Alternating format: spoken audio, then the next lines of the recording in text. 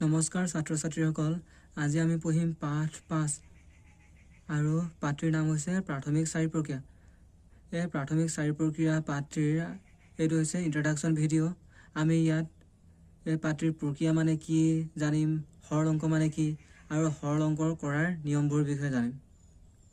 প্ৰথমে আমি জানিম প্ৰক্ৰিয়া মানে কি।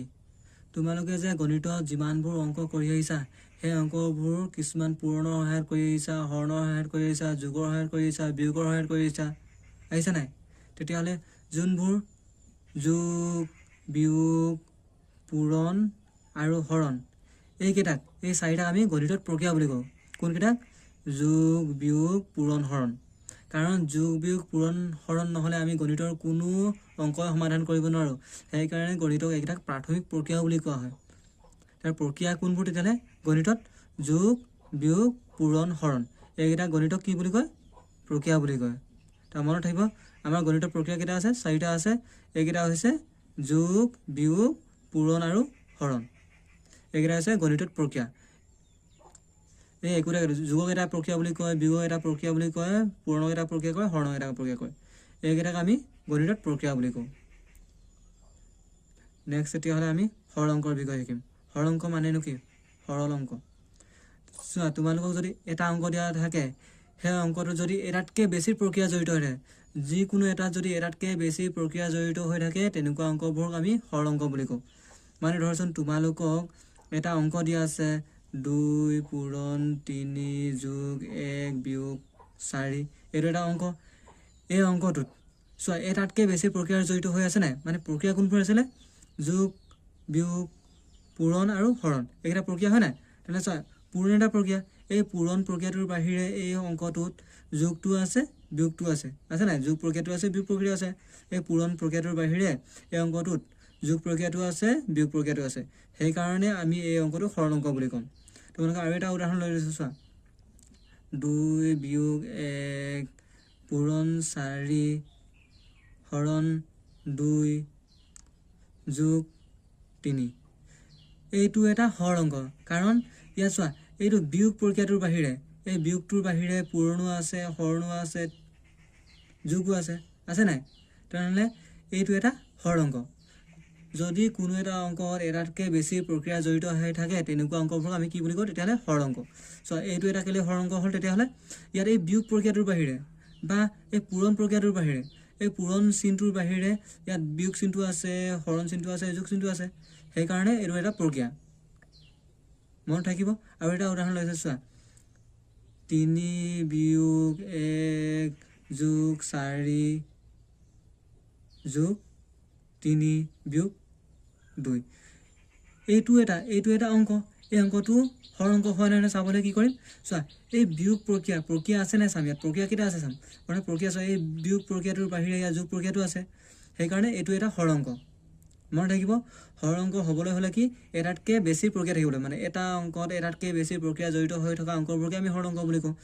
এই অংকটোত 3 বিয়োগ 1 যোগ 4 যোগ 3 বিয়োগ 2 এইটো এটা অংক।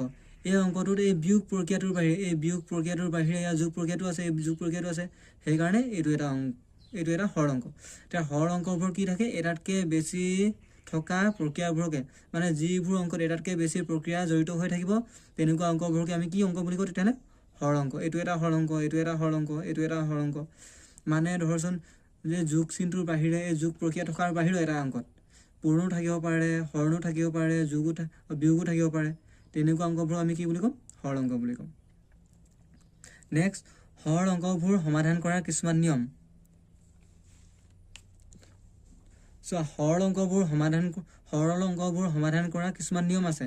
আমি সৰল অংকবোৰ সমাধান কৰিবলৈ কিছুমান নিয়ম জানিব লাগিব, তেতিয়াহে আমি সৰল অংকটো সমাধান কৰিব পাৰিম। তোমালোকে সদায় প্ৰথম নিয়মটো হৈছে, সৰল অংক এটা সমাধান কৰিবলৈ প্ৰথমে পূৰণ আৰু এই পূৰণটো আৰু হৰণ চিনটোৰ কাম কৰি ল'ব লাগিব। মনত থাকিব, পূৰণ আৰু হৰণৰ কাম কৰিব লাগিব। ধৰচোন তোমালোকক 2 পূৰণ 3 হৰণ 2 দিয়া আছে। তাহলে প্ৰথমে কি কৰিম? প্ৰথমে সদায় এই পূৰণ আৰু হৰণৰ কাম কৰিম।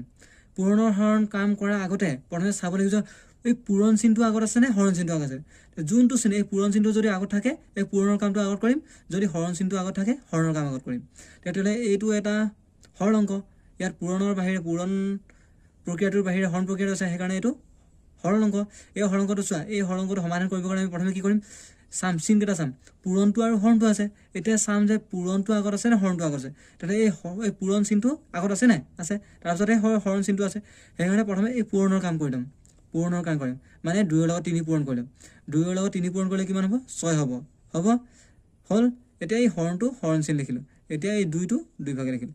এতিয়াহে আমি হৰণৰ কাম কৰিম, মানে 2য়ে 6 হৰণ কৰিম, মানে 2ৰ লগত কিমান পূৰণ কৰিলে 6 পাম। 2ৰ লগত 3 পূৰণ কৰিলে 6, 2 3 গুণ কিমান 6, এনেকৈ কৰিব লাগিব। সদায় পূৰণৰ আৰু হৰণৰ কাম প্ৰথমে কৰিম, আৰু পূৰণ আৰু হৰণৰ ভিতৰত যোনটো আগত থাকে, যিটো চিন আগত থাকে সেইটোৰ কাম আগত কৰিম। যদি ইয়াত এনেকৈ থাকিলেহেঁতেন 4 হৰণ 2 পূৰণ 2, এনেকৈ যদি থাকিলেহেঁতেন, এইটো এটা সমীকৰণ, এইটো এটা সৰল অংক। এই সৰল অংকটো যদি এনেকৈ থাকিলেহেঁতেন, ইয়াত চা প্ৰথমে হৰণৰ চিনটো আগত আছে, তাৰপিছত পূৰণ চিনটো আছে। তেতিয়া আমি কি কৰিম, প্ৰথমে হৰণ কৰিম, হৰণ চিনটো আগত আছে, সেইকাৰণে প্ৰথমে আমি কি কৰিম, হৰণৰ কাম কৰিম। হৰণৰ কাম কৰিম মানে 2য়ে 4 হৰণ কৰিম, 2য়ে প্ৰথমে 4 হৰণ, মানে 2ৰ লগত কিমান পূৰণ কৰে 4, 2ৰ লগত 2 পূৰণ কৰিলে 4 হ'ল। তাৰপাছতে এই পূৰণটো পূৰণ লিখিম, তাৰপিছত 2টো লিখিম। এতিয়া আমি কি কৰিম, 2ৰ লগত 2 পূৰণ কৰিলে কিমান 4, এনেকৈ কৰিম। প্ৰথমে কি কৰিলোঁ চোৱা, এইটো সমীকৰণত এই হৰণ অংকটো প্ৰথমে হৰণ চিনটো থোৱাৰ কাৰণে, এই হৰণ চিনটো থোৱাৰ কাৰণে আমি হৰণ কৰিলোঁ, মানে এই 2য়ে 4 হৰণ কৰিলোঁ, হ'ল। তাৰপাছতহে এই পূৰণৰ কামটো কৰিছোঁ। ডাইৰেক্ট আমি পূৰণৰ কাম কৰি দিব নোৱাৰোঁ। যদি হৰণ চিনটো আগত থাকে, পূৰণৰ কামটো পাছত থাকিলে, তেতিয়া পূৰণৰ কামটো প্ৰথমে কৰিব নোৱাৰোঁ। প্ৰথমে আমি হৰণৰ কামটোহে কৰিব লাগিব, তেতিয়া হৰণৰ কাম কৰাৰ পাছতহে আমি পূৰণৰ কামটো কৰিব লাগিব। ঠিক তেনেকৈ যদি এই ইয়াত পূৰণটো আছে, 2 পূৰণ 3 হৰণ 2 আছে, এইটোক প্ৰথমে কোনটো পূৰণ চিনটো আগত আছে, এই পূৰণ চিনটো আগত আছে, তাৰপিছতহে হৰণ চিনটো আছে।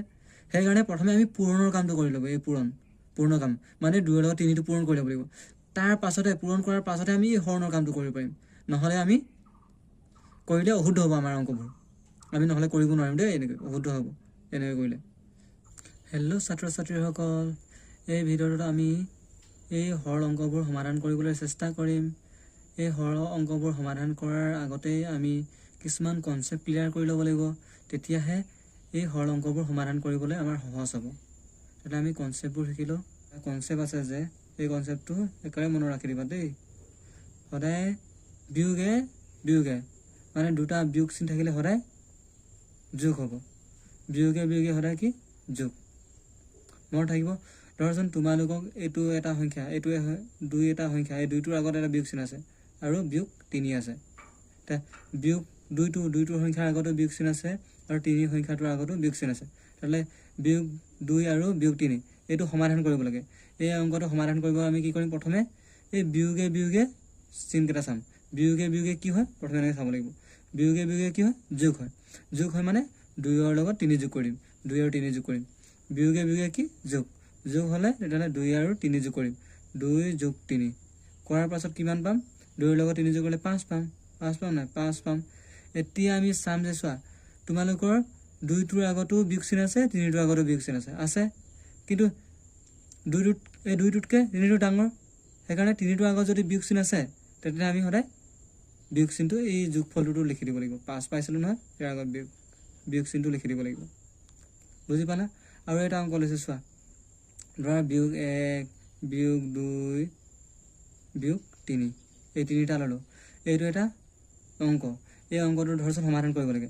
বিয়োগ 1 আছে, বিয়োগ 2 আছে, বিয়োগ 3 আছে। এই অংকটো আমি সমাধান কৰিব প্ৰথমে কি কৰিম চোৱা, বিয়োগে কি হয়, যোগ হয়। এই দুটা সমাধান কৰিম। বিয়োগে কি হয়, যোগ হয়। যোগ হ'লে আমি কি কৰিম, বিয়োগে যোগ হয় নহয়, সেইকাৰণে এই দুটা যোগ কৰিম। 1ৰ লগত 2 যোগ কৰিলে কিমান 3 হ'ল। 1ৰ লগত 2 যোগ কৰিলে 3, এই দুটা অংকৰ যোগফল 3 পালোঁ। এতিয়া চাম যে ইয়াত এই 3টোৰ আগত যোগ বহিব নে বিয়োগ বহিব, চাম চোৱা। 2ৰ আগত বিয়োগ চিন আছে, আৰু 1ৰ আগতো বিয়োগ চিন আছে, কিন্তু 2টো 1তকৈ ডাঙৰ, সেইকাৰণে 2ৰ আগত যদি বিয়োগ চিন আছে, সেই বিয়োগ চিনটো আগত আহিব, হ'ল। বিয়োগ চিন দিলোঁ। এতিয়া আকৌ 3 বিয়োগ 3 লিখিলোঁ। এতিয়া চাম আকৌ বিয়োগে কি হয়, বিয়োগে যোগ হয় নহয়, তেতিয়া এই 6ৰ লগত 3ৰ লগত 3 যোগ কৰিম, 3ৰ লগত 3 যোগ কৰিলে কিমান 6 পালোঁ। এতিয়া চোৱা, 3 বিয়োগ 3 আৰু এই বিয়োগ 3 এই দুটা একেই সংখ্যা। যিমান একে সংখ্যা থাকিলেও এই বিয়োগ চিন যে আছে, সেই বিয়োগ চিনটো যোগফলত সদায় আহিব, মনত থাকিব। বিয়োগ 6 হ'ল, এইটো মনত থাকিব। তেতিয়াহ'লে চোৱা, তেতিয়াহ'লে আমি এটা অংক কৰিম। বিয়োগ 1 বিয়োগ 2 বিয়োগ 3 আৰু বিয়োগ 4 এই অংকটো আমি সমাধান কৰিব লাগে সমাধান কৰিবৰ কাৰণে আমি এনে কৰিম তেতিয়াহ'লে আমি জানো যে বিয়োগে বিয়োগে সদায় যোগ হয় আকৌ বিয়োগে বিয়োগে সদায় যোগ হয় বিয়োগে বিয়োগে সদায় যোগ হয় হ'ল আৰু বিয়োগ কৰাৰ পাছত সেই সংখ্যাটোৰ আগত যোগফলটোৰ আগত বিয়োগ চিহ্নটো আহি যায় আমি এইটো জানো তেতিয়াহ'লে আমি এই অংকটো সমাধান কৰিব সহজ হ'ব চোৱা এই অংকটো সমাধান কৰিবৰ কাৰণে আমি ডাইৰেক্ট কৰিম চোৱা এই যিমানকেইটা বিয়োগ চিহ্ন থকা সংখ্যা আছে এইকেইটা প্ৰথমে যোগত পাতি ল'ম যোগ চিহ্ন দি পাতি ল'ম যোগ চিহ্ন পতাৰ পাছত তাৰ আগত বিয়োগ চিহ্নটো লিখি দিম মানে এইকেইটা 1 2 3 4 এইটো যোগ কৰিম ব্ৰেকেটৰ ভিতৰত পাতি 1 যোগ 2 যোগ 3 যোগ 4 লিখিলোঁ লিখাৰ পাছত এই ব্ৰেকেট দিলোঁ ইয়াৰ আগত কি দিম বিয়োগ চিহ্ন দি দিম হ'ল কাৰণ এই সংখ্যাকেইটাৰ যোগফল সদায় বিয়োগ আহে যোগফলটোৰ আগত সেইকাৰণে তেনে এইকেইটা যোগ কৰিম 1 লগত 2 যোগ কৰিলে 3 লগত 3 যোগ কৰিলে 6 লগত 4 যোগ কৰিলে 10 হ'ল ব্ৰেকেটটো ভাঙি গ'ল এতিয়া বিয়োগ চিহ্নটো আগত আহিব এনেকৈ আমি অংকবোৰ সমাধান কৰিম তেতিয়াহ'লে এই প্ৰশ্নটোৰ অংকটো সৰল কৰা অংকটো এই ক নম্বৰ প্ৰশ্নটোৰ অংকটো আমি এনেদৰে সমাধান কৰিবলৈ ইয়াৰ নিয়ম আছে প্ৰথমে যোগ থকা এই অংকটোত প্ৰথমে যোগ থকা অংক আছে বিয়োগ থকা সংখ্যাও আছে মানে এইটো এটা কি সৰল অংক এই সৰল অংকটো হ'বলৈ হ'লে এটা সৰল অংক হ'বলৈ হ'লে এটাতকৈ বেছি প্ৰক্ৰিয়া জড়িত হৈ থাকিব লাগিব মানে এটা প্ৰক্ৰিয়া এই যোগ প্ৰক্ৰিয়া থকাৰ বাহিৰেও বিয়োগ প্ৰক্ৰিয়া এটা থাকিব লাগিব তেতিয়াহে এইটো সৰল অংক হ'ব এই সৰল অংকটো সমাধান কৰিবৰ কাৰণে প্ৰথমে আমি কি কৰিম যোগ থকা সংখ্যাবোৰ একেফালে লিখিম আৰু বিয়োগ থকা সংখ্যাবোৰ একেফালে লিখিম তাৰ পাছত আমি অংকবোৰ সমাধান কৰিম তেতিয়া আমি কি কৰোঁ যোগ থকা সংখ্যাবোৰ বিচাৰি উলিয়াওঁ প্ৰথমে যোগ থকা সংখ্যা কোনবোৰ যোগ চিহ্ন থকা সংখ্যাবোৰ চোৱা 1 2 3 4 এইবোৰ হৈছে স্বাভাৱিক সংখ্যা মানে যিবোৰ সংখ্যা 1ৰ পৰা আৰম্ভ হয় 1 2 3 4 হয় এইবোৰ সংখ্যা হৈছে ডট ডট গৈ থাকিব এই সংখ্যাবোৰ হৈছে স্বাভাৱিক সংখ্যা কাৰণ এই সংখ্যাবোৰ আগত সদায় যোগ চিহ্ন আছে এই সংখ্যাটোৰ আগত 1ৰ আগত একো চিহ্ন নাই নহয় চিহ্ন নথকাৰ কাৰণে এই সংখ্যাটোৰ আগত যোগ চিহ্ন থাকে এই 2টোৰ সংখ্যাৰ আগতো একো চিহ্ন নাই সেইকাৰণে এইটো এটা যোগ চিহ্ন থকা সংখ্যা এই 3টোৰ আগতো একো চিহ্ন নাই সেইকাৰণে এইটো এটা যোগ চিহ্ন থকা সংখ্যা ইয়াৰ আগত হ'ল যিকোনো সংখ্যাৰ আগত যদি একো চিহ্ন থাকে সেইটো হৈছে যোগ থকা সংখ্যা মানে যোগ থকা সংখ্যা মানে ধনাত্মক সংখ্যা মনত থাকিব আৰু 1ৰ পৰা ষ্টাৰ্ট হোৱা সংখ্যাবোৰ আৰম্ভ হোৱা সংখ্যাবোৰক স্বাভাৱিক সংখ্যা বুলি কয় তেতিয়াহ'লে আমি এই সৰল অংকটো সমাধান কৰোঁ আমি কি কৈছিলোঁ প্ৰথমে সৰল অংকটো সমাধান কৰিবৰ কাৰণে আমি যোগ চিহ্ন থকা সংখ্যাবোৰ একেফালে লিখিম আৰু বিয়োগ চিহ্ন থকা সংখ্যাবোৰ একেফালে লিখিম হ'ল এতিয়া প্ৰথমে চাম যোগ চিহ্ন থকা সংখ্যা কোনবোৰ এই 2টো হৈছে যোগ চিহ্ন থকা সংখ্যা 2 এই 10টো হৈছে যোগ 10টো হৈছে যোগ চিহ্ন থকা সংখ্যা যোগ 3টো হৈছে যোগ চিহ্ন থকা সংখ্যা যোগ 2টো হৈছে যোগ চিহ্ন থকা সংখ্যা এইটো হৈছে যোগ চিহ্ন থকা সংখ্যা 1 2 3 4 এইকেইটা হৈছে যোগ চিহ্ন থকা সংখ্যা তেতিয়াহ'লে আমি এই সংখ্যাকেইটা একেফালে পাতি ল'ম প্ৰথমে আমি প্ৰশ্নটো লিখিলোঁ 2 যোগ 10 বিয়োগ 4 যোগ 3 বিয়োগ 6 যোগ 2 বিয়োগ 5 হ'ল এতিয়া সমাধান কৰিম এতিয়া যোগ চিহ্ন থকা সংখ্যাবোৰ একেফালে লিখিম এই 2টো আছে যোগ চিহ্ন 10টো আছে 3টোত আছে 2টোত আছে তেতিয়া আমি এইকেইটা একেফালে লিখিম প্ৰথমে 2টো লিখিলোঁ যোগ 10টো লিখিম এতিয়া যোগ 3টো লিখিম যোগ 3 আৰু কোনটো আছে যোগ 2টো লিখিলোঁ এতিয়া যোগ চিহ্ন থকা সংখ্যাবোৰ একেফালে লিখিলোঁ এতিয়া আমি বিয়োগ চিহ্ন থকা সংখ্যাবোৰ একেফালে লিখিব পাৰিম নাই তেতিয়া বিয়োগ চিহ্ন থকা সংখ্যা কোনবোৰ বিয়োগ 4 বিয়োগ 6 বিয়োগ 5 এইকেইটা একেফালে লিখিম এতিয়া বিয়োগ 4 এইটো লিখিলোঁ এই বিয়োগ 4টো ইয়াত বিয়োগ 4 লিখিলোঁ এতিয়া বিয়োগ 6টো লিখিম বিয়োগ 6 আৰু এতিয়া বিয়োগ 5টো লিখিলোঁ এতিয়া এই সংখ্যাবোৰ যোগ কৰিম 2 10 3 2 এইকেইটা প্ৰথমে যোগ কৰিম যোগ থকা সংখ্যাকেইটা যোগ কৰিম 2ৰ লগত 10 যোগ কৰিলে কিমান 2ৰ লগত 10 যোগ কৰিলে 12 12ৰ লগত 3 যোগ কৰিলে 15 15ৰ লগত 2 যোগ কৰিলে 17 হয় নাই 17 যোগ কৰিলোঁ এই গোটেই অংককেইটা যোগ কৰিলে কিমান পালোঁ 17 পালোঁ 2ৰ লগত 10 যোগ কৰিলে 12 12ৰ লগত 3 যোগ কৰিলে 15 15ৰ লগত 2 যোগ কৰিলে 17 পালোঁ এতিয়া আমি যে কৰিছিলোঁ চোৱা এতিয়া বিয়োগ থকা সংখ্যা কেইটা আছে বিয়োগ থকা সংখ্যা এইটো এটা 4টো এটা বিয়োগ থকা সংখ্যা বিয়োগ 6 এটা বিয়োগ 5 এটা এইকেইটা এই 3টা সংখ্যা বিয়োগ থকা সংখ্যা ইয়াৰ মানে এই 4টা সংখ্যা এই 3টা সংখ্যাৰ আগত বিয়োগ চিহ্ন আছে বিয়োগ 4 বিয়োগ 6 বিয়োগ 5 আছে নাই আছে তেতিয়া আমি কি কৈছিলোঁ বিয়োগ থকা সংখ্যাবোৰ যিমানেই থাকক যিমান বিয়োগ থকা সংখ্যা থাকিলেও আমি সেই সংখ্যাবোৰ যোগ কৰিম মানে যোগ কৰি তাৰ আগত বিয়োগ চিহ্নটো লিখিম হ'ল তেতিয়াহ'লে আমি এই বিয়োগ চিহ্ন আছে নহয় এই বিয়োগ চিহ্ন থকা সংখ্যাবোৰ কি কৰিম যোগ কৰিম প্ৰথমে আমি বিয়োগ চিহ্নটো লিখি ল'ম ইয়াত লিখাৰ পাছত ব্ৰেকেটৰ ভিতৰত কি কৰিম এই 4 যোগ লিখিম 6 যোগ 4 যোগ 6 লিখিলোঁ আৰু কি আছে 5 যোগ 5 আমি কৰি দিম বুলি কৈছিলোঁ নহয় আমি এইবোৰ নিয়ম শিকিছিলোঁ নহয় এনেকৈ এতিয়া আমি কি কৰিম সমাধান কৰিম 17টো 17 লিখিম এতিয়া বিয়োগটো বিয়োগে লিখিম এতিয়া আমি এইকেইটা যোগ কৰিম 4 লগত 6 যোগ কৰিলে 10 10ৰ লগত 5 যোগ কৰিলে 15 15 পালোঁ হ'ল 15 পালোঁ নাই 15 পালোঁ এতিয়া আমি কি কৰিম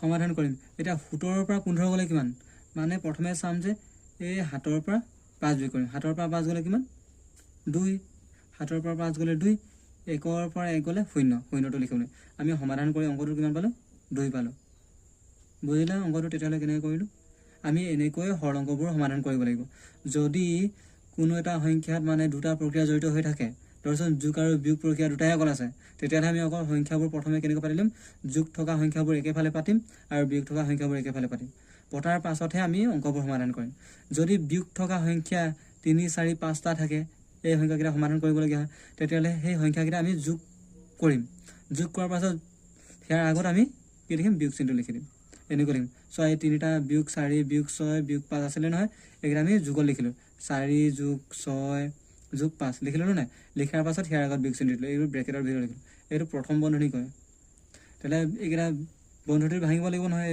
ব্ৰেকেটটো ভাঙিলে কিমান হ'ব এইকেইটা গোটেইকেইটা যোগ কৰিলে 15 হয় এনেকৈ কৰিলোঁ তাৰ ভিতৰতে যোগ কৰি আমি এইকেইটা যোগ কৰিতো 17 পাইছিলে 17ৰ পৰা তাৰপিছত 15 গ'লে কিমান 2 এইটোৱে হৈছে সমাধান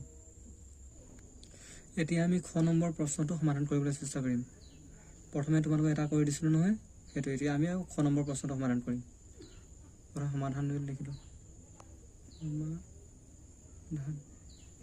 হ'ল তোমালোকক খ নম্বৰ প্ৰশ্নটো দিয়া আছে যে এইটো এটা সৰল অংক এই সৰল অংকটো সমাধান কৰিব লাগে তোমালোকৰ প্ৰশ্নটো দিয়া আছে যে 7 বিয়োগ 4 যোগ 9 যোগ 12 বিয়োগ 8 বিয়োগ 5 যোগ 6 বিয়োগ 1 দিয়া আছে তেতিয়াহ'লে এইটো এটা সৰল অংক মানে কি যদি এটাতকৈ বেছি প্ৰক্ৰিয়া জড়িত হৈ থাকে প্ৰক্ৰিয়াবোৰ কোনবোৰ আছিলে যোগ বিয়োগ পূৰণ আৰু হৰণ এইবোৰক আমি গণিতত প্ৰক্ৰিয়া বুলি কওঁ চোৱা তোমালোকৰ এই সৰল অংকটোৰ যোগ আৰু বিয়োগ প্ৰক্ৰিয়া দুটাহে আছে এইটো বিয়োগটো আৰু যোগটো আছে বা এই যোগটো বা বিয়োগটো আছে নাই যদি চোৱা এই বিয়োগটোৰ বাহিৰে যোগো আছে নাই এই অংকটোত সেইকাৰণে এইটো এটা সৰল অংক এই সৰল অংকটো যোগ আৰু বিয়োগ চিন থকা প্ৰক্ৰিয়াটো মানে যোগ আৰু বিয়োগ চিন থকা সৰল অংকটো সমাধান কৰিবৰ কাৰণে আমি কি কৰিম যোগ চিন থকা অংকবোৰ একেফালে লিখিম আৰু বিয়োগ চিন থকা সংখ্যাবোৰ একেফালে লিখিম তাৰ পাছতে আমি অংকটো সমাধান কৰিম প্ৰথমে প্ৰশ্নটো লিখিলোঁ মই সমাধান লিখিলোঁ নহয় 7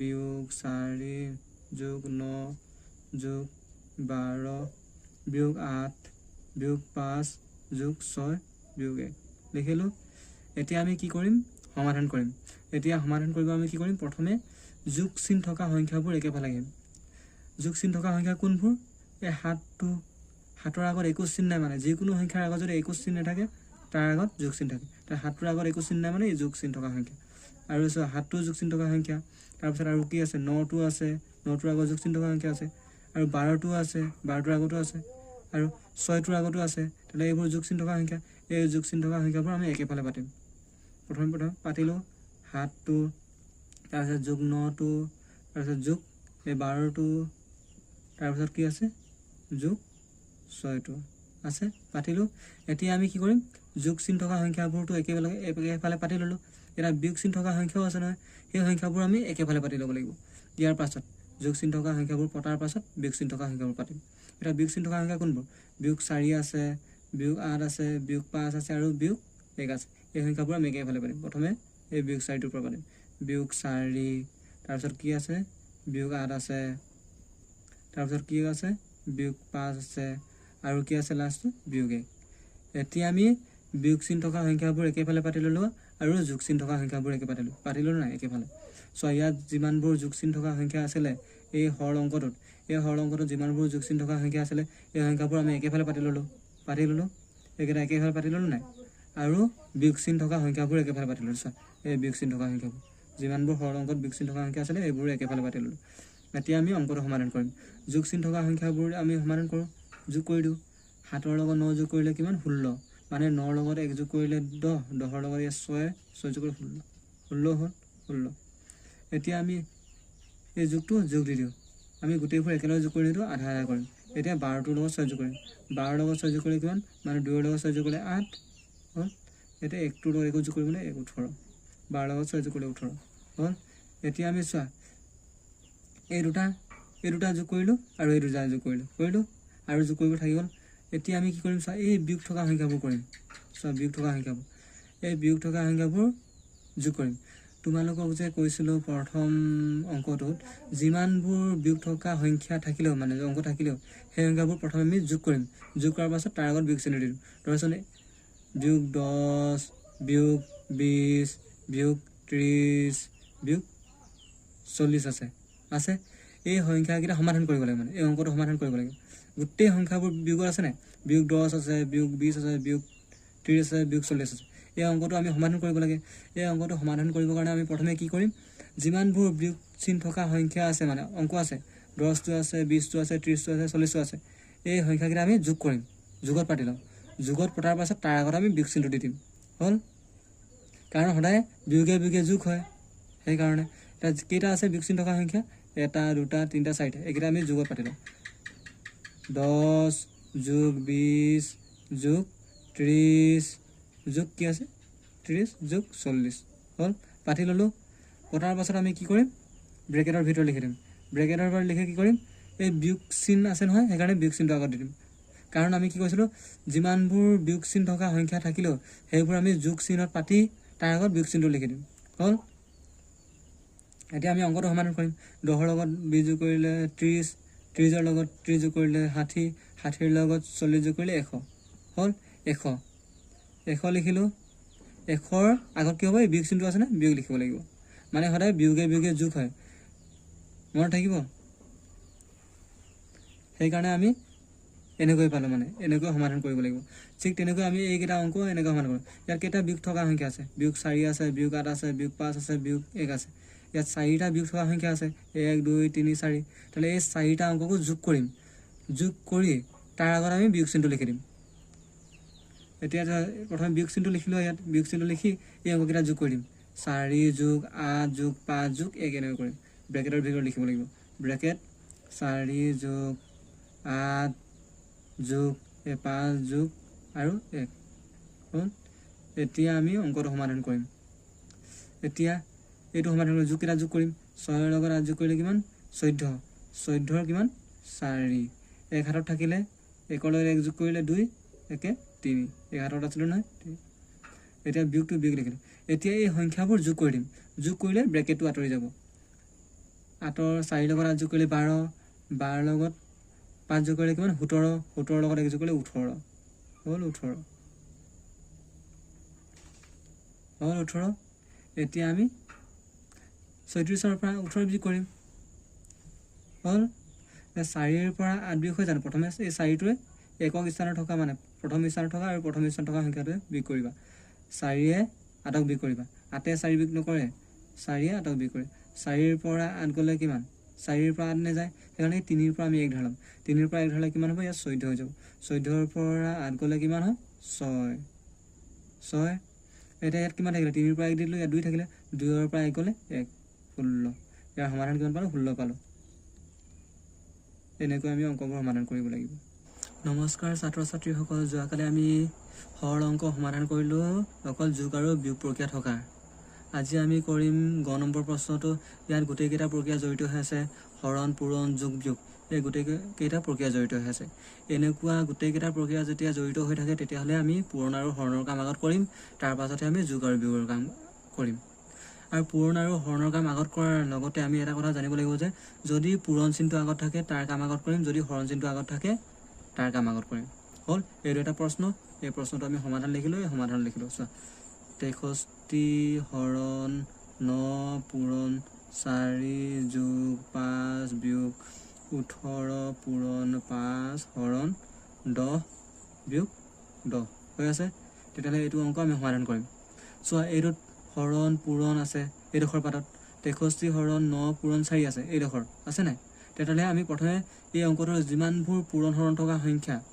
অংক সেইকেইটা প্ৰথমে সমাধান কৰি ল'ম চোৱা এইটো 63 হৰণ 9 পূৰণ 4 আছে এইডোখৰটো আছে নাই আছে কিন্তু ইয়াত 5 যোগ 5 আছে আকৌ বিয়োগ 18 পূৰণ 5 হৰণ 10 আছে এইডোখৰ পূৰণ আৰু হৰণ আছে তেতিয়া আমি এইডোখৰ কৰিব লাগিব, এইডোখৰ কৰি দিব প্ৰথমে, তাৰপাছত আমি যোগ বিয়োগ এটা কৰিব পাৰিম। হ'ল। আৰু কি কৈছিলোঁ, যদি পূৰণ চিন বা হৰণ চিনটো আগত থাকে কোনো এটা সংখ্যা, তাৰ কাম আগত কৰিম। এতিয়া চোৱা, এইডোখৰ 63 হৰণ 9 পূৰণ 4, এইডোখৰত হৰণটো আগত আছে, পূৰণটো তাৰ ছেকেণ্ডত আছে। তেতিয়াহ'লে আমি প্ৰথমে হৰণৰ কাম কৰিম, তাৰপাছতহে পূৰণৰ কাম কৰিম। হৰণৰ কাম কৰিম মানে 9 63 হৰণ কৰিম। 9 63 হৰণ কৰা মানে 9 লগত কি পূৰণ কৰিলে 63 কওঁ চাম। 9 লগত 7 পূৰণ কৰিলে 63, 9 7 গুণ 63 হ'ল। এতিয়া পূৰণ 4 লিখিলোঁ, যোগ 5 বিয়োগ, এতিয়া 18 5ৰ লগত পূৰণ হৈ আছে আৰু তাৰপিছত 10টোৱে হৰণ হৈ আছে, হৈ আছেনে? 10 হৰণ হৈ আছে, 18 পূৰণ 5 হৰণ 10 হৈ আছে।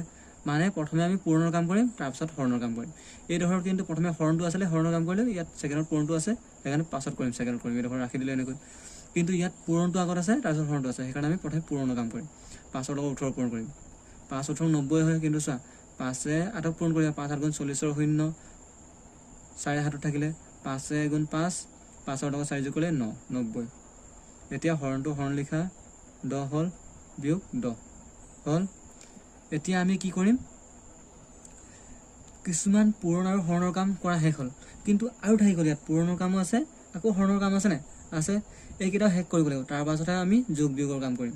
তেতিয়াহ'লে আকৌ পূৰণকেইটা কৰিম, 4 লগত 7 পূৰণ কৰি কিমান, 4 7 গুণ 28 হ'ল। এটা যোগ লিখা, 5 লিখিলোঁ, 5টো, এটা বিয়োগটো লিখা, বিয়োগ। আকৌ 10 90 হৰণ হৈ আছে, মানে 10 90 হৰণ কৰিব লাগে, মানে 10ৰ লগত কি পূৰণ কৰিলে 90 পাওঁ, 10ৰ লগত 9 পূৰণ কৰিলে 90, 10 9 গুণ 90 হ'ল, বিয়োগ 10। এতিয়া এই হৰ অংকবোৰ পূৰণ আৰু হৰণৰ কাম সম্পূৰ্ণভাৱে শেষ হ'ল, এইডোখৰ হ'ল নাই? গোটেইকেইটা পূৰণ আৰু হৰণ কৰাৰ পাছত পূৰণ আৰু হৰণৰ কাম সম্পূৰ্ণভাৱে শেষ হ'ল। সেইকাৰণে আমি এতিয়া কি কৰিম, যোগ চিন থকা সংখ্যাবোৰ একেফালে লিখিম আৰু বিয়োগ চিন থকা সংখ্যাবোৰ একেফালে লিখিম, যদি যোগ আৰু বিয়োগ থাকিলে। যোৱাকালি কৰি দিছিলোঁ নহয়, কিন্তু এইটোত যে এই অংকটোৰ যোগ চিন থকা সংখ্যা একেফালে আছে, বিয়োগ চিন থকা সংখ্যা একেফালে আছে, সেইকাৰণে আমি যোগ চিন থকা সংখ্যাকেইটা যোগ কৰিম, বিয়োগ থকা বিয়োগ কৰিম বা যোগ কৰিম। এতিয়া প্ৰথমে 28ৰ লগত 5 যোগ কৰিম, 5ৰ লগত 8 যোগ কৰিম, 8ৰ 5 8 5 13 3, 1 7 থাকিলে 2 লগত 1 যোগ কৰিলে 3 33। এতিয়া এই বিয়োগটো আছে, বিয়োগ লিখি দিবা। এতিয়া কৈছিলে, যোৱাকালি কৈছিলে, যিমানবোৰ বিয়োগ চিন থকা সংখ্যা থাকক লাগিলে আমি সেইবোৰ প্ৰথমে যোগ কৰিম। যিমানবোৰ বিয়োগ চিন থকা সংখ্যা থাকিলেও আমি সেইবোৰ প্ৰথমে যোগ কৰিম, ইয়াৰ যোগফলটোৰ আগত আমি বিয়োগ চিনটো দি দিম। এইটো বিয়োগ চিনটো আছে নাই, বিয়োগ চিনটো।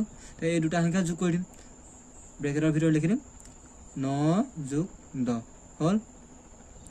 এতিয়া আমি কি কৰিম, 3 33টো 33 লিখিম। এতিয়া বিয়োগটো বিয়োগ লিখিম, 9ৰ লগত 10 যোগ কৰিম, 9ৰ লগত 10 যোগ কৰিলে 9ৰ লগত 10 যোগ কৰিলে কিমান হয়, 19। এতিয়া আমি কি কৰিম, 33ৰ পৰা 9 বিয়োগ কৰিম, 3ৰ পৰা 9 যায় জানো, নেযায় নহয়, সেইকাৰণে 13ৰ পৰা 9 বিয়োগ কৰিম। 13ৰ পৰা 9 বিয়োগ কৰিলে 4, 13ৰ পৰা 9 বিয়োগ কৰিলে 4, ইয়াত 2 থাকিলে 2ৰ পৰা 1 গ'লে 1, কিমান পালোঁ সমাধান। এইটো ভিডিঅ' তোমালোকক অনুশীলনীৰ 5ৰ কৰ 7 নম্বৰ প্ৰশ্নটো সমাধান কৰি দিম মই। তোমালোকে অনুশীলনীৰ গোটেইবোৰ মই প্ৰশ্ন উত্তৰ সমাধান কৰি নিদিওঁ, তোমালোকে দুটামানহে সমাধান কৰি দিম, তোমালোকে সেইবোৰ নিজে কৰিবা, নহ'লে প্ৰেক্টিছ কৰিব নোৱাৰিবা নহয়। সেইকাৰণে মই অকল 7 নম্বৰটো আৰু দুটামান কৰি দিম, তাৰপিছত তোমালোকে নিজে কৰিবা। এইটো 7 নম্বৰ প্ৰশ্নটো দিয়া আছে, এইটো এটা সৰল অংক। চোৱা, 7 নম্বৰ প্ৰশ্নটো দিয়া আছে নে, মই সমাধানৰ আকৌ প্ৰশ্নটো লিখি ল'লোঁ। চোৱা, প্ৰশ্নটো কি আছে, 7 নম্বৰ প্ৰশ্নটো 40 হৰণ 4 পূৰণ 3 বিয়োগ 17 বিয়োগ 18 হৰণ 2 পূৰণ 2 যোগ 14 বিয়োগ 3। এইটো এটা সৰল অংক, এইটো সৰল অংক দিয়া আছে। মানে সৰল অংক হ'বলৈ হ'লে কি আছিলে, এটাতকৈ বেছি প্ৰক্ৰিয়া জড়িত হৈ থাকিব লাগিব। মানে চোৱা, এই হৰণ প্ৰক্ৰিয়াটোৰ বাহিৰে ইয়াত পূৰণো আছে, বিয়োগো আছে, যোগো আছে নাই? তেতিয়াহ'লে গোটেইকেইটা প্ৰক্ৰিয়া জড়িত হৈছে, তেতিয়াহ'লে এইটো এটা সৰল অংক হ'ল। আৰু কৈছিলে, সৰল অংক এটা সমাধান কৰিবলগীয়া হ'লে প্ৰথমে আমি পূৰণ আৰু হৰণৰ কাম কৰিব লাগিব হ'ল, তাৰপাছতে আমি যোগ বিয়োগৰ কাম কৰিম। আৰু পূৰণ আৰু হৰণৰ ভিতৰত যিটো চিন আগত থাকে তাৰ কাম আগত কৰিম, পাছতহে বেলেগ কাম কৰিম হ'ল। মানে যদি পূৰণ আৰু হৰণৰ ভিতৰত যদি হৰণটো আগত আছে, হৰণৰ কাম কৰিম, যদি পূৰণটো আগত থাকিলেহেঁতেন পূৰণৰ কাম কৰিলোহেঁতেন হ'ল। তেতিয়াহ'লে চাম যে এই সৰল অংকটোত পূৰণ হৰণবোৰ আছে নাই, আছে। চ' এই 40 হৰণ 4 পূৰণ 3 আছে, এইডোখৰত আছে। আকৌ এইফালে চাই যাম, বিয়োগ 17 বিয়োগ 18 আছে। আকৌ হৰণ 2 পূৰণ 2 আছে, এইটো 18 হৰণ 2 পূৰণ 2 আছে, এইডোখৰত আছে পূৰণ হৰণ। তেতিয়াহ'লে আমি প্ৰথমে চাম যে পূৰণ হৰণ কাম কৰিম। তেতিয়াহ'লে প্ৰথমে আকৌ এইডোখৰ চাওঁ, প্ৰথমৰ পৰা চাওঁ, চোৱা, 40 হৰণ 4 পূৰণ 3 এইডোখৰত প্ৰথম হৰণটো আছে তাৰপিছতে পূৰণটো আছে, তেতিয়া আমি প্ৰথমে হৰণৰ কাম কৰিম। এতিয়া 4য়ে 40ক হৰণ কৰিম। 4য়ে 40ক হৰণ কৰিম মানে 4 লগত কি পূৰণ কৰিলে 40, 4 10 গুণ 40 হ'ল। এতিয়া লিখিলোঁ হৰণটো শেষ হ'ল। এতিয়া আমি পূৰণ 3 বিয়োগ 17 এইবোৰ লিখি গৈ থাকিব লাগিব। আকৌ বিয়োগ বিয়োগ। এতিয়া 18টো কেলৈ লিখিব নোৱাৰোঁ চা, 2য়ে 18 হৰণ হৈ আছে আৰু 2য়ে পূৰণ হৈ আছে নাই? হৈ আছে। তেতিয়াহ'লে আকৌ হৰণটো আগত আছে, এইটোত 18 হৰণ 2 পূৰণ 2 এইডোখৰত কি আছে, হৰণটো আগত আছে তাৰপিছত পূৰণটো আছে। তেতিয়াহ'লে আমি হৰণৰ কাম কৰিম আগত। তেতিয়াহ'লে 2য়ে 18 হৰণ কৰিম। 2ৰ লগত কি পূৰণ কৰি 18, মানে 2য়ে 18 হৰণ কৰিব লাগে নহয়, 2ৰ লগত কি পূৰণ কৰি 18, 2ৰ লগত 9 পূৰণ কৰিলে 18, 2 9 গুণ 18। তাৰপিছত পূৰণ আছে, 2 2 আছে হ'ল, লিখিলোঁ। এতিয়া যোগ 14 বিয়োগ 3 এইডোখৰ লিখিলোঁ। মানে এইবাৰ এটা ষ্টেপত আমি এটাহে পূৰণ হৰণৰ কাম কৰিব পাৰিম। এতিয়া চাওক, এটাৰ পিছত অকল হৰণৰ কামকেইটা কৰা হ'ল নাই? হ'ল। বা যদি এই পূৰণটো এই আগত থাকিলেহেঁতেন আমি পূৰণৰ কাম কৰিবলগীয়া হ'লহেঁতেন, হৰণটো যদি পাছত থাকিলেহেঁতেন। এতিয়া এটা ষ্টেপত আমি অকল হৰণৰ কাম কৰিবলগীয়া হ'ল। এতিয়া আমি নেক্সট ষ্টেপত কি কৰিম, এইডোখৰ চোৱা, এতিয়া চোৱা, এতিয়া পূৰণৰ কামবোৰ কৰিব লাগিব। ইয়াত পূৰণকেইটা আছে অকল, এইটো পূৰণ আছে, এইটো পূৰণ আছে। এইকেইটা কৰাৰ পাছত আমি যোগ বিয়োগৰ কাম কৰিব পাৰিম। এতিয়া 10ৰ লগত 30 পূৰণ কৰিম। 3 10 গুণ 30 বিয়োগ 17 বিয়োগ। এতিয়া আকৌ এইটো 9 লগত 2 পূৰণ আছে, 9 2 গুণ 18 যোগ লিখা 14 বিয়োগ 3 এইকেইডোখৰ লিখিলোঁ। এতিয়া চোৱা, এতিয়া গোটেই পূৰণ হৰণৰ কাম শেষ হৈ গ'ল এইডোখৰ ষ্টেপত। এতিয়া পূৰণ হৰণৰ কাম নাই নহয়। এতিয়া আমি যোগ বিয়োগৰ কাম আৰম্ভ কৰিম। যোগ বিয়োগৰ কাম আৰম্ভ কৰিবৰ কাৰণে প্ৰথমে কি কৰিব লাগিব, যোগ চিন থকা সংখ্যাবোৰ একেফালে লিখি ল'ব লাগিব আৰু বিয়োগ চিন থকা সংখ্যাবোৰ একেফালে লিখিহে আমি যোগ বিয়োগ কৰিব পাৰিম। ইয়াত যোগ চিন থকা সংখ্যা কোনবোৰ? এই 30টো যোগ চিন থকা সংখ্যা, কাৰণ ইয়াৰ আগত একো চিন নাই, মানে যোগ চিন থকা সংখ্যা। আৰু 17টো নহয়, বিয়োগ চিন আছে। 18টো নহয়, এই 14টো হয়। 14টোৰ আগতো যোগ চিন আছে নাই? তেতিয়া এইটো এটা যোগ চিন থকা সংখ্যা। আৰু 3টো নহয়। এতিয়া যোগ চিন থকা সংখ্যা কোনকেইটা? 30 আৰু 14। এতিয়া আমি এটা চাইডে লিখিলোঁ। 30টো আগত আছে, 30টো আগত লিখিলোঁ। তাৰপিছত যোগ চিন নহয়, 14টো আছে, যোগ 14 লিখিলোঁ। এতিয়া যোগ চিন থকা সংখ্যা নাই নহয়। এতিয়া এই যোগ চিন থকা সংখ্যাৰ পাছত বিয়োগ চিন থকা সংখ্যাবোৰ লিখিম। বিয়োগ চিন থকা সংখ্যা কোনবোৰ? এইটো বিয়োগ 17টো, বিয়োগ 17 লিখিলোঁ। তাৰপিছত আকৌ বিয়োগ 18টো আছে, বিয়োগ 18 লিখিলোঁ। আৰু কি আছে? বিয়োগ 3, বিয়োগ 3টো লিখিলোঁ। এতিয়া আমি যোগ বিয়োগ কৰিম। এতিয়া চোৱা, 30ৰ লগত 14 যোগ কৰিম। 30ৰ লগত 14 যোগ কৰিলে কিমান হ'ব? মানে 0ৰ লগত 4 যোগ কৰিম। 0ৰ লগত 4 যোগ কৰিলে 4, 3ৰ লগত 1 যোগ কৰিলে 4 হ'ল। এতিয়া বিয়োগ চিন আছে নহয়, এই বিয়োগটো আগত লিখিলোঁ ইয়াত। এতিয়া চাবা, বিয়োগ চিন থকা সংখ্যা কেইটা আছে? 1 2 3টা, মানে 17ৰ লগত বিয়োগ চিন আছে, 18ৰ লগত আছে আৰু 3ৰ লগতো আছে। তেতিয়া যিমানে বিয়োগ চিন নাথাকক লাগিলে সেইবোৰ আমি যোগ চিনত লিখি ল'ম হ'ল, মানে ব্ৰেকেটৰ ভিতৰত যোগ কৰি দিম। আগত বিয়োগ চিনটো লিখিলোঁ নহয়, এইটো লিখা হ'লে সেইকাৰণে আমি প্ৰথমে এই বিয়োগ চিন থকা সংখ্যাকেইটা আমি যোগ চিনত লিখিম, মানে যোগ কৰি দিম। যোগ কৰাৰ পাছত তাৰ আগত আমি বিয়োগ চিনটো লিখি দিলে হৈ গ'ল, কাৰণ বিয়োগ চিনটো লিখা আছে নহয়, সেইকাৰণে লিখি ল'লোঁ। ধৰাচোন তোমালোক এটা দি আছোঁ, বিয়োগ 1 বিয়োগ 2 বিয়োগ 3, এইটো আমি অংক সমাধান কৰিব লাগে। এইটো সমাধান কৰিব কি কৰিম, প্ৰথমে যিমানকেইটা বিয়োগ চিন থকা সংখ্যা আছে সেইকেইটা যোগ কৰি ল'ম। যোগ কৰিলে কিমান হ'ব? 1ৰ লগত 2 যোগ কৰিলে 3, 3ৰ লগত 3 যোগ কৰিলে 6 হ'ল। এতিয়া ই আগত বিয়োগ চিন এটা দিলে হয়, যোগফলটোৰ আগত হ'ল। এনেকৈ কৰিব লাগিব, মানে কাৰণ সদায় বিয়োগে যোগ। তেতিয়াহ'লে এইটো বিয়োগ কৰিম, এইকেইটা বিয়োগ চিন থকা সংখ্যাকেইটা সদায় যোগ কৰি দিম। তেতিয়াহ'লে এইকেইটা 17 বিয়োগ 18 বিয়োগ 3 আছে নহয়, তেতিয়াহ'লে এইকেইটা আমি যোগত লিখি ল'ম। বিয়োগ লিখিলোঁ ব্ৰেকেটৰ ভিতৰত, 17 যোগ 18 যোগ 3, এতিয়া ব্ৰেকেটৰ ভিতৰত লিখি ল'লোঁ। এতিয়া 44 লিখিম, বিয়োগটো বিয়োগে লিখিম। এতিয়া এইকেইটা যোগ কৰি দিম। 17ৰ লগত প্ৰথমে এই দুটা কৰি ল'ম। 17ৰ লগত 8 যোগ কৰিলে কিমান? 17ৰ লগত 18 যোগ কৰিলে কিমান হ'ব? মানে 7ৰ লগত 8 যোগ কৰিলে 15, 5 1 হাতত থাকিলে 1 1 2 1 3, 35 যোগ 3। আকৌ এইটো ব্ৰেকেটৰ ভিতৰত লিখিব লাগিব, কাৰণ এই দুটাই যোগ কৰা হ'ল, এইটো কৰা হোৱা নাছিলে নহয়। এতিয়া আমি কি কৰিম, বিয়োগ কৰিম আকৌ। 44 লিখে, বিয়োগটো বিয়োগ হয়। এতিয়া দুটা যোগ কৰিম, 35ৰ লগত 3 যোগ কৰিলে 38। এতিয়া আমি বিয়োগ কৰিম। 44ৰ পৰা 38 গ'লে কিমান হ'ব? মানে 4ৰ পৰা 8 বিয়োগ কৰিলে কিমান হ'ব? 4ৰ পৰা 8 বিয়োগ নহয়, সেইকাৰণে 4ৰ পৰা 1 ধৰাম। 4ৰ পৰা 1 ধৰিলে 14 হ'ব। 14ৰ পৰা 8 গ'লে 6 হ'ল। ইয়াত 4ৰ পৰা 1 দিলোঁ, 3 থাকিলে, 3ৰ পৰা 3 গ'লে 0। সমাধান ইমানেই হ'ব। এইটো ভিডিঅ'ত তোমালোকক অনুশীলনী 5ৰ কৰ 8 নম্বৰ প্ৰশ্নটি সমাধান কৰি দিওঁ মই। 8 নম্বৰ প্ৰশ্নটো দিয়া আছে, চোৱা, এইটো এটা সৰল অংক। প্ৰশ্নটো হৈছে 12 পূৰণ 5 হৰণ 6 বিয়োগ 7 পূৰণ 6 হৰণ 3 যোগ 8 পূৰণ 6 হৰণ 12। এইটো হৈছে হৰণ অংক। হৰণ অংক হ'বলৈ হ'লে কি আছিলে, এটাতকৈ বেছি প্ৰক্ৰিয়া জড়িত হৈ থাকিব লাগিব। তেতিয়াহ'লে এই পূৰণ প্ৰক্ৰিয়াটোৰ বাহিৰে হৰণ প্ৰক্ৰিয়াও আছে, বিয়োগ প্ৰক্ৰিয়াও আছে, যোগ প্ৰক্ৰিয়াও আছে। তেতিয়াহ'লে এইটো এটা হৰণ অংক হ'ল। এই হৰণ অংকটো আমি সমাধান কৰিম। এতিয়া সমাধান লিখিলোঁ, সমাধান প্ৰশ্নটো লিখিলোঁ। তেতিয়াহ'লে 12 পূৰণ 5 হৰণ 6 7 বিয়োগ 7 পূৰণ 6 হৰণ 3 যোগ 8 পূৰণ 6 হৰণ 12 হ'ল। প্ৰশ্নটো লিখা হ'ল। এতিয়া আমি সমাধান কৰিম। এই হৰণ অংকটো সমাধান কৰিবৰ কাৰণে প্ৰথমে আমি পূৰণ প্ৰক্ৰিয়াবোৰ চাই ল'ব লাগিব। কেইটা প্ৰক্ৰিয়া জড়িত হৈ আছে ইয়াত? পূৰণ প্ৰক্ৰিয়া জড়িত আছে, হৰণ প্ৰক্ৰিয়া জড়িত আছে, বিয়োগ প্ৰক্ৰিয়া জড়িত আছে আৰু যোগ প্ৰক্ৰিয়া জড়িত আছে। মানে গোটেই প্ৰক্ৰিয়াকেইটা জড়িত হৈছে। তেতিয়াহ'লে আমি কি কৰিব লাগিব? প্ৰথমে পূৰণ আৰু হৰণৰ কাম কৰি ল'ব লাগিব। পূৰণ প্ৰক্ৰিয়া আৰু হৰণ প্ৰক্ৰিয়াৰ কাম কৰি ল'ব লাগিব। পূৰণ আৰু হৰণৰ কাম কৰি ল'ব লাগিব। পূৰণ আৰু হৰণৰ কাম কৰাৰ পাছত আমি যোগ বিয়োগৰ কাম কৰিব পাৰিম হ'ল। আৰু পূৰণ আৰু হৰণৰ কাম কৰাৰ আগতে আমি চাম যে পূৰণ চিনটো আগত আছে নে হৰণ চিনটো আগত আছে। এই হৰণ অংকটো চোৱা, প্ৰথমে এইডোখৰত 12 পূৰণ 5 হৰণ 6 এইডোখৰত পূৰণটো আগত আছে, তাৰপিছত হৰণটো আছে। তেতিয়াহ'লে আমি প্ৰথমে পূৰণটোৰ কাম কৰিম, তেতিয়াহে হৰণটোৰ কাম কৰিম। পূৰণটোৰ কাম কৰাৰ পাছতহে আমি হৰণৰ কামটো কৰিব পাৰিম। বুজিলা? যদি এই হৰণটো এই পূৰণৰ ঠাইত থাকিলেহেঁতেন তেতিয়াহ'লে এইটো হৰণটো আগত হ'লহেঁতেন, তেতিয়া হৰণৰ কাম আগত কৰিবলগীয়া হ'লহেঁতেন হ'ল। ছেম তেনেকৈ এইফালে গৈ থাকোঁ, চোৱাচোন এইডোখৰটো আকৌ পূৰণ আৰু হৰণ আছে। 7ৰ লগত 6 পূৰণ হৈ আছে আৰু হৰণ 3 হৈ আছে। মানে এইটো পূৰণটো আগত আছে, তাৰপিছত হৰণটো আছে। তেতিয়া আমি প্ৰথমে পূৰণৰ কাম কৰিম, তাৰপিছত হৰণৰ কাম কৰিম। আকৌ যোগ 8 পূৰণ 6 হৰণ 12 এইডোখৰত কি আছে? আকৌ পূৰণটো আগত আছে, তাৰপিছত হৰণটো আছে। তেতিয়াহ'লে আমি প্ৰথমে পূৰণৰ কাম কৰিম, তাৰপিছত হৰণৰ কাম কৰিম হ'ল। প্ৰথমে আমি চিনবোৰ চাই ল'ব লাগিব দেই, কোনকেইটা। এতিয়া চোৱা, গোটেইকেইটা পূৰণকেইটা আগত আছে নাই? পূৰণকেইটা আগত আছে। তেতিয়া পূৰণকেইটা আগত আছে, প্ৰথমে পূৰণৰ কাম শেষ কৰিম, তাৰপাছতে হৰণৰ কাম কৰিম। এতিয়া আমি এইডোখৰ কৰিম। তেতিয়া 12 পূৰণ 5 হৰণ 6 এইডোখৰত আমি প্ৰথমে পূৰণ কৰি লওঁ, মানে 12 লগত 5 পূৰণ কৰিম। 5 12 কিমান? 60। 5 2 পূৰণ কৰিলে কিমান? 2 পূৰণ কৰিলে কিমান? 5 2 10 10 শূন্য 7 থাকিলে 1 5 1 5 1 6 60।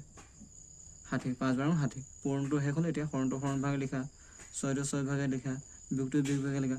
আকৌ এইটো হৈছে 7ৰ লগত 6 পূৰণ হৈছে আছে নাই, আৰু হৰণ 3 হৈছে। এতিয়া এইডোখৰটো পূৰণটো আগত আছে, হৰণটো পাছত আছে। তেতিয়া প্ৰথমে পূৰণটো কৰিম। 7 6 গুণ 42 4 2 42 হ'ল। হৰণটো হৰণ ভাগে লিখা, আকৌ 3টো 3 ভাগে নামিব, যোগটো যোগ ভাগে নামি আহিব। আকৌ 8 পূৰণ 6 আছে। এতিয়া 8টো 6 লগত পূৰণ হৈছে, তাৰপিছত হৰণ হৈ আছে। এতিয়া পূৰণটো আগত আছে, তাৰপিছত হৰণটো আছে। এতিয়া পূৰণৰ কাম কৰিম। 8 6 গুণ 48 4 2 48। হৰণটো হৰণ ভাগে নামি আহিব, 12টো ভাগে নামি আহিব। এতিয়া চোৱা, এইটো প্ৰক্ৰিয়াত গোটেই পূৰণ থকা আগত পূৰণকেইটা আগত আছিলে কাৰণে পূৰণকেইটা শেষ হ'ল। এতিয়া হৰণৰ কাম কৰিম আকৌ। তেতিয়া হৰণৰ কাম শেষ হোৱাৰ পাছত আমি যোগ বিয়োগৰ কাম কৰিম হ'ল। তেতিয়া আমি প্ৰথমে হৰণ কৰি দিওঁ। কি আছে? 60 হৰণ 6 মানে 6 60 হৰণ হৈ আছে। 6 60 হৰণ কৰিব লাগে, মানে 6ৰ লগত কি পূৰণ কৰিলে 60? 6 10 গুণ 60। 6ৰ লগত 10 পূৰণ কৰিলে 60 হ'ল। হৰণটো শেষ হ'ল। এতিয়া বিয়োগ বিয়োগ লিখা। আকৌ এইটো চোৱা, 42 হৰণ 3 হৈ আছে, মানে 3য়ে 42ক হৰণ কৰিব লাগে। 3য়ে 42ক হৰণ কৰিবৰ কাৰণে 3ৰ লগত কি পূৰণ কৰিলে 42? 3ৰ লগত কি পূৰণ কৰিলে 42 পাম, চাব লাগিব। তো হৰণ কৰিবা আকৌ দেই। চোৱা, 3 ঘৰ পূৰণ এটা জানিব লাগিব। তেতিয়াহ'লে 3 ঘৰ জানিলে আমি 14 ঘৰটো চাম। 14 গুণ 14 মানে 14 কে 14 2 14 28 3 14 42। 3ৰ লগত যদি 14 পূৰণ কৰোঁ 42। 3ৰ লগত 14 পূৰণ কৰিলে কি? 42। 14 হ'ল ইয়াৰটো ভাগফল। যোগটো আকৌ যোগ লিখা। আকৌ 48 48 হৰণ 12 হৈ আছে, মানে 12য়ে 48ক হৰণ কৰিব লাগে। তাৰ 12য়ে 48ক হৰণ কৰিব কি কৰিব লাগে? 12 লগত কি পূৰণ কৰিলে 48? 4 12 12 কে 12 2 12 24 3 12 36 4 12 48। 12 লগত 4 পূৰণ কৰিলে কি হয়? 48 পাওঁ। 4টো লিখিব লাগিব, লিখিলোঁ। 4 12 48। এতিয়া চোৱা, হৰণ আৰু পূৰণৰ কাম শেষ হ'ল, পূৰণ আৰু হৰণৰ কাম শেষ হ'ল। এতিয়া আমি যোগ বিয়োগ কেইটা আছে, এতিয়া যোগ বিয়োগৰ কাম কৰিব লাগিব। যোগ বিয়োগৰ কাম কৰিবৰ কাৰণে আমি কি কৰিম? প্ৰথমে যোগ চিন থকা সংখ্যাবোৰ একেফালে ৰাখিম, তাৰপিছত আৰু বিয়োগ চিন থকা সংখ্যাবোৰ একেফালে লিখিম, তাৰপিছত আমি সমাধান কৰিম অংকটো। এতিয়া ইয়াত যোগ চিন থকা সংখ্যা কোনবোৰ আছে? যোগ চিন থকা সংখ্যা 10টো আছে, কাৰণ 10টোৰ আগত একো চিন মানে যোগ চিন থকা সংখ্যা। আৰু 14টোৰ আগতো বিয়োগ চিন আছে, বিয়োগ চিন থকা সংখ্যা। আমি যোগ চিন থকা সংখ্যা চাব লাগে। আকৌ 4টো হৈছে যোগ চিন থকা সংখ্যা। এতিয়া যোগ চিন থকা সংখ্যাবোৰ একেফালে লিখি ল'ম। 10টো যোগ চিন থকা সংখ্যা, 10টো আগত লিখিলোঁ। তাৰপিছত কি আছে? 4টো যোগ চিন থকা 4। এতিয়া বিয়োগ চিন থকা সংখ্যা এই যোগ চিন থকাৰ পাছতে লিখিব লাগিব। বিয়োগ চিন থকা কোনটো আছে? 14টো বিয়োগ 14 হ'ল। এতিয়া আমি যোগ বিয়োগ কৰিম। এতিয়া 10ৰ লগত 4 যোগ কৰিলে কিমান? 14 যোগ কৰিলোঁ। এতিয়া বিয়োগ বিয়োগ লিখা 14 লিখা এতিয়া সমাধান কৰা 14 পৰা 14 গ'লে 0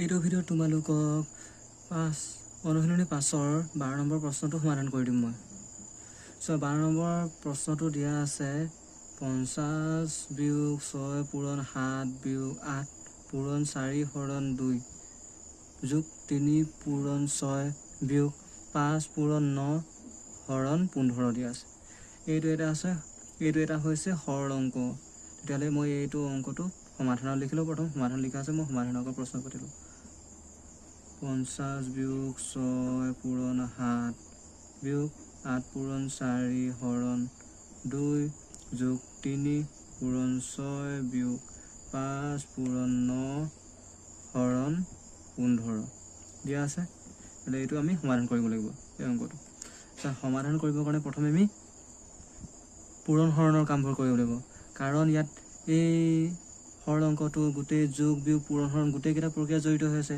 সেইকাৰণে আমি এটা হৰল অংক সমাধান কৰিবৰ কাৰণে প্ৰথমে পূৰণ আৰু হৰণৰ কাম আগত কৰি ল'ব লাগিব তাৰ পাছতহে আমি যোগ বিয়োগৰ কাম কৰিম পূৰণ আৰু হৰণৰ কাম কৰাৰ আগতে যদি পূৰণ চিহ্নটো আগত থাকে পূৰণৰ কাম কৰিম যদি হৰণ চিহ্নটো আগত থাকে হৰণৰ কাম কৰিম হ'ল তাহলে এইটো এটা প্ৰশ্নটো চোৱা এই প্ৰশ্নটো চোৱা 50 বিয়োগ 6 পূৰণ 7 এইডোখৰ হ'ল মানে 6 লগত 7 পূৰণ হৈছে এইডোখৰ এক্সট্ৰা ইয়াত হৰণ আকৌ আছে জানাই নহয় আকৌ বিয়োগ আছে তাহলে এইডোখৰটো কৰিব লাগিবই আকৌ বিয়োগ চোৱা বিয়োগ 8 পূৰণ 4 হৰণ 2 এইডোখৰত আকৌ চোৱা পূৰণ আৰু হৰণ একেলগতে আছে 8 পূৰণ 4 হৰণ 2 এইডোখৰ তেতিয়াহ'লে কি কৰিম প্ৰথমে পূৰণটো আছে পূৰণৰ কাম কৰিম হ'ল তাৰপিছত পিছৰ ষ্টেপতে আমি হৰণৰ কাম কৰিব পাৰিম আকৌ এইডোখৰ চোৱা যোগ 3 পূৰণ 6 এইডোখৰ 3 পূৰণ 6 অকল 3 লগত 6 পূৰণ আছে আকৌ ইয়াত হৰণ নাই নহয় বিয়োগ আছে সেইকাৰণে 3 আৰু 6টো পূৰণ কৰিব লাগিব আকৌ ইয়াত বিয়োগ আছে বিয়োগৰ পাছত 5 পূৰণ 9 হৰণ 15 এইডোখৰ আকৌ পূৰণ আৰু হৰণ একেলগতে আছে নাই পূৰণটো আগত আছে হৰণটো পাছত আছে তেতিয়াহ'লে আমি প্ৰথমে পূৰণৰ কাম কৰিম তাৰপিছত হৰণৰ কাম কৰিম কৈছোঁ না যিটো চিন আগত থাকে তাৰ কাম আগত কৰিব লাগিব কৈছিলোঁ নহয় এইটো চোৱা 5 পূৰণ 9 হৰণ 15 এইটোত পূৰণটোৰ আগত আছে তাৰপিছত হৰণটো আছে তেতিয়া পূৰণটো কাম কৰিম আকৌ আগত হ'ল তেতিয়াহ'লে প্ৰশ্নটো সমাধান কৰোঁ প্ৰথমে 50 লিখি ল'বা যিবোৰ পূৰণ আৰু হৰণবোৰৰ কামহে আজি প্ৰথমত কৰিম আমি হৰণ তেতিয়াহ'লে 50 লিখিম এইটো পূৰণ হৰণ নাই নহয় বিয়োগ লিখা এটা চোৱা 6 পূৰণ 7 হৈ যায় এইটো পূৰণ কৰিম 6 7 গুণ 42 এইটো বিয়োগ লিখা আকৌ এতিয়া 8 পূৰণ 4 হৰণ 2 এইডোখৰত 8 পূৰণ 4 হৰণ 2 আছে মানে পূৰণটো আগত আছে তাৰপিছত হৰণটো আছে এটা পূৰণৰ কাম কৰিম 8 4 গুণ 32 4 3 2 32 হ'ল হৰণটো হৰণ লিখিব লাগিব 2 2 লিখিলোঁ যোগ লিখি দিয়া আকৌ এইডোখৰ চোৱা 3 পূৰণ 6 হৈছে মানে 3 4 গুণ 18 3 লগত 6 পূৰণ হৈছে 3 4 গুণ 18 লিখিলোঁ বিয়োগ লিখা আকৌ এইডোখৰ চোৱা 5 পূৰণ 9 হৰণ 15 হৈ আছে মানে পূৰণটো আগত আছে তাৰপিছত হৰণটো আছে মানে 5ৰ লগত 9 পূৰণ হৈছে তাৰপিছত 15 আকৌ এইটো হৰণ কৰিব লাগিব 5 9 গুণ 45 4 5 45 হৰণ লিখা 15টো লিখিলোঁ 15টো নামি আহিলে এতিয়া আমি সমাধান কৰিম এতিয়া চোৱা এতিয়া বহুতো কাম সমাধান কৰা হ'ল চোৱা ইয়াত পূৰণকেইটা পূৰণ সমাধান কৰা হ'ল আকৌ ইয়াতো পূৰণ সমাধান কৰা হ'ল ইয়াতো পূৰণ সমাধান কৰা হ'ল ইয়াতো পূৰণ সমাধান কৰা হ'ল কাৰণ ইয়াত পূৰণ চিনকেইটা আগত আছিল নাই ইয়াত পূৰণ আৰু হৰণৰ লগত থকা তেতিয়াহ'লে আমি এতিয়া যি থকা আছে যদি পূৰণ আৰু হৰণ আছে তেতিয়াহ'লে আমি সেইকেইটা সমাধান কৰি ল'ব লাগিব তাৰ পাছতে আমি যোগ বিয়োগৰ কাম কৰিম এইডোখৰতো পূৰণ হৰণ নাই নহয় সেইকাৰণে একে লিখিম 50 বিয়োগ 42 বিয়োগ আকৌ এইডোখৰ চোৱা 32 হৰণ 2 আছে মানে 2 32 হৰণ হৈ আছে মানে 2ৰ লগত কি পূৰণ কৰিলে 2 হলং 32 2ৰ লগত যদি 16 পূৰণ কৰোঁ কি 32 মানে 2ৰ লগত কি পূৰণ কৰিলে 32 পাব লাগে 2 হলং 32 মানে 2 32 হৰণ হৈ আছে 2 হলং 32 হ'ল যোগ লিখা আকৌ 18 লিখা কাৰণ এইকেইটা একো কৰিব নালাগে আমি প্ৰথমে পূৰণ হৰণৰ কামবোৰহে কৰিব লাগিব বিয়োগ লিখা এতিয়া আকৌ চোৱা 45 হৰণ 15 আছে মানে 15ৰে 45 হৰণ কৰিব লাগিব 15ৰে 45 হৰণ কৰিব মানে 15ৰ লগত কি পূৰণ কৰিব 45 15কে 15 2 15 30 3 15 45 15ৰ লগত যদি 3 পূৰণ কৰোঁ 45 পাওঁ 3 15 45 হ'ল এতিয়া আমি কৰিম কি যোগ বিয়োগৰ কাম কাৰণ পূৰণ আৰু হৰণৰ কামবোৰ সম্পূৰ্ণভাৱে শেষ হ'ল চোৱা প্ৰথম ষ্টেপত আৰু দ্বিতীয় ষ্টেপত এই 2 নম্বৰ ষ্টেপটোত গোটেই পূৰণৰ কামবোৰ শেষ হৈছিলে আকৌ এই 3 নম্বৰ ষ্টেপত গোটেই হৰণৰ কামবোৰ শেষ হ'ল এতিয়া 4 নম্বৰ ষ্টেপত কৰিম এইটোত চোৱা এইডোখৰ গোটেই পূৰণ হৰণৰ কাম শেষ হ'ল নাই এতিয়া অকল যোগ আৰু বিয়োগৰ কামবোৰ আছে এতিয়া প্ৰথমে যোগ চিন থকা সংখ্যাবোৰ একেফালে লিখিম। যোগ চিন থকা সংখ্যা কোনবোৰ? 50টোৰ আগত যোগ চিন আছে, 18টোৰ আগত আছে, দুটা সংখ্যা আছে, তেতিয়া দুটা সংখ্যাটো আগফালে লিখিলোঁ, আগত লিখিলোঁ। 50 একেফালে লিখিলোঁ, 50 যোগ 18 হ'ল, একেফালে লিখিলোঁ। আকৌ বিয়োগ চিন থকা সংখ্যাবোৰ ইয়াৰ পাছতে একেফালে লিখিম। 42 বিয়োগ 42টো লিখিলোঁ। আকৌ কি লিখিম? বিয়োগ 16টো লিখিম, কাৰণ এইবোৰ বিয়োগ চিন থকা সংখ্যা, আৰু বিয়োগ 3টো লিখিম। হ'ল, এতিয়া আমি অংকটো সমাধান কৰিম, মানে যোগ বিয়োগ কৰিম। এই দুটা যোগ কৰিম, 50ৰ লগত 18 যোগ কৰিম, মানে 0ৰ লগত 8 যোগ কৰিলে 8 হয়, 5ৰ লগত 1 যোগ কৰিলে 6, 68 পালোঁ। এতিয়া আমি কি কৰিছোঁ? গোটেইকেইটা ইয়াত কেইটা বিয়োগ চিন থকা সংখ্যা আছে? 1 2 3টা, বিয়োগ 42 বিয়োগ 16 বিয়োগ 3, এই গোটেইকেইটা যোগ কৰি তাৰ যোগফলটোৰ আগত কি বিয়োগ চিন দি দিম, কাৰণ এই বিয়োগ চিন আছে নহয় সিহঁতৰ আগত, সেইকাৰণে সদায় যোগে যোগে বিয়োগে বিয়োগে যোগ হয়, আকৌ বিয়োগে বিয়োগে যোগ হয়। আৰু কি কৈছিলোঁ? যিকোনো সমান সমান একে একে সংখ্যাৰ আগত বিয়োগ চিন থাকিলে, মানে একে একে সংখ্যা দুটা যদি বিয়োগ কৰোঁ, সদায় ইয়াৰ যোগফলটো সদায় বিয়োগে হয়। মানে 4ৰ লগত 4 যোগ কৰিলে কিমান? বিয়োগে বিয়োগে যোগ হয়। 4ৰ লগত 4 যোগ কৰিলে 8, 8ৰ আগতো বিয়োগ চিন আহি যাব, মানে সিহঁতৰ যোগফলটোৰ আগত সদায় বিয়োগ আহিব, চিন আহিব। তেতিয়াহ'লে এই তিনিটা সংখ্যা যোগ কৰাৰ পাছতো ইয়াৰ আগত কি বিয়োগ চিন আহিব, সেইকাৰণে বিয়োগ চিনটো লিখি দিম। লিখাৰ পাছত এই তিনিটা সংখ্যা যোগ কৰি দিম। যোগ কৰি মানে 42 যোগ 16 যোগ 3 লিখিলোঁ। এতিয়া আমি যোগ কৰি দিম। 68 লিখিলোঁ, বিয়োগ বিয়োগ লিখিলোঁ। একেবাৰে গোটেই ব্ৰেকেটটো আঁতৰাব লাগিব, মানে এই প্ৰথম বন্ধনীটো আঁতৰাব লাগিব। আঁতৰাবৰ কাৰণে প্ৰথমে এই দুটা যোগ কৰোঁ, 42ৰ লগত 16 যোগ কৰোঁ, মানে 2ৰ লগত 6 যোগ কৰিলে 8 হ'ল, 4ৰ লগত 1 যোগ কৰিলে 5। ব্ৰেকেটৰ ভিতৰত আকৌ লিখিব লাগিব, কাৰণ এই দুটাহে কৰা হৈছে, এই 3টো কৰা নাই নহয়, 3টো 3 ভাগে লিখি দিম এতিয়া। এই দুটা যোগ কৰাৰ পাছত আমি 88 পালোঁ। আকৌ যোগ 3টো থাকিল নহয়, 3টো লিখিলোঁ। আকৌ এতিয়া ব্ৰেকেটটো আঁতৰাব লাগিব, তেতিয়াহ'লে একেই লিখিম। 68 বিয়োগ এই দুটা যোগ কৰিম, 68ৰ লগত 3 যোগ কৰিলে কিমান? 8ৰ লগত 3 যোগ কৰিলে 11, 11ৰ লগত 11, 1 হাতত থাকিলে, 5ৰ লগত 1 যোগ কৰিলে 6, 61 হ'ল। এতিয়া আমি কি কৰিম? 68ৰ পৰা 61 বিয়োগ কৰিম, মানে 8ৰ পৰা 1 বিয়োগ কৰিলে কিমান হ'ব? 7, 6ৰ পৰা 6 গ'লে 0।